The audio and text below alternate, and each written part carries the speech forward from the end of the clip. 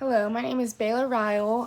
Today I'm taking the time out to do this discussion post, and I actually took a lot of notes while I was reading this book just because, when I first started it, I realized that it was a good read, so I would want to go back to it. But in Wolf's book, she discusses many things amongst the wisdom or the history of the vagina.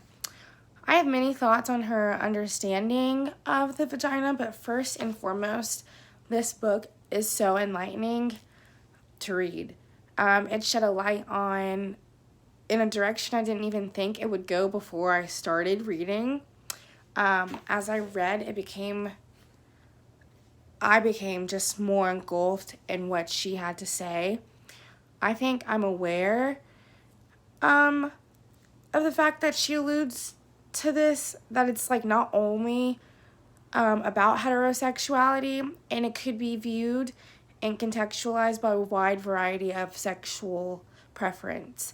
But I think as I read, I definitely could feel her unbiased towards heterosexuality, so it seemed like just a very raw viewpoint on common basic grounds for everyone of where she was coming from. So what I get from this is that it starts with your own self-awareness that comes from confidence, self-knowledge, hopefulness, female creativity, and courage, and character that comes from that crucial relationship of the vagina to female consciousness itself.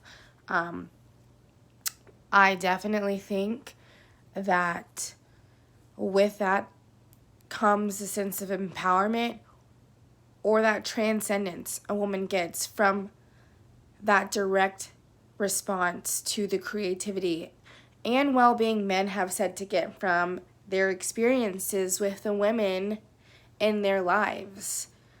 So in other words, a woman's vagina is her own muse, or that's how I look at it. That's what I got from the reading, is that really women should take that connection that they get from their brain's arousal from their vagina, which all has to do with the physiology of it.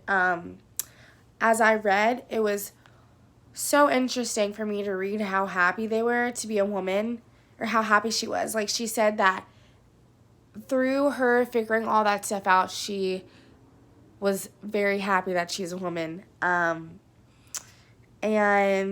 I've actually said this before, so I love being a woman. There's just actually this empowering feeling that one gets once they've kind of figured out themselves. And so I've learned about Western psychology from this class. Also, I took away from my abnormal psychology class. We talk about how Western ideologies differ from other cultures and how, honestly, the vagina has been targeted for abuse, violence, and control for most of modern history. So that's really what has shaped our history. It's really the mediator for a lot of things in a woman's life, but also can dictate what one gets out of life due to even that biochemistry, and that's what she said in the book. And I know it even says that kind of connection even parallels on a spiritual level. How they talked about goodness and where that comes from. That comes from sort of that transcendence. People can relate that to God. They can relate that to their just overarching feeling of sublime, is what they said.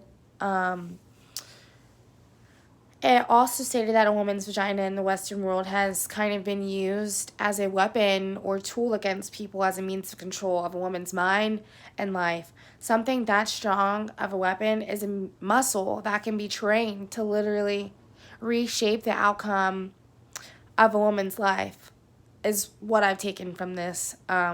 This is definitely a powerful speaking read that I've gotten, but for me, I think it starts with the most intimate parts of myself, from the vagina to the mind. To take back your vagina is to take back your life. So if I were to write a book about my sexuality, I would title it Vanilla is Still Good. Just because I'm one of those people who always likes to try new things, but I'm plain Jane, plain as it gets. I'm really picky. So I'm like, if I try something, vanilla ice cream, I love it. I'll try chocolate. And I'm like, okay, that's still good. But I'm going to stick to vanilla. I know I'll never be disappointed. It's still good. Like, it's still on the shelves. People love it. It's sold everywhere. It's always going to be one of those main flavors offered. So, I don't know. That's just what I've gotten from myself, what a book would be, but someone would have to definitely read more to understand that's me, like, and how I've come to tune with myself and who I am as a person, and I'm okay with it. So that's what I've gotten from that read. So it was definitely a good experience.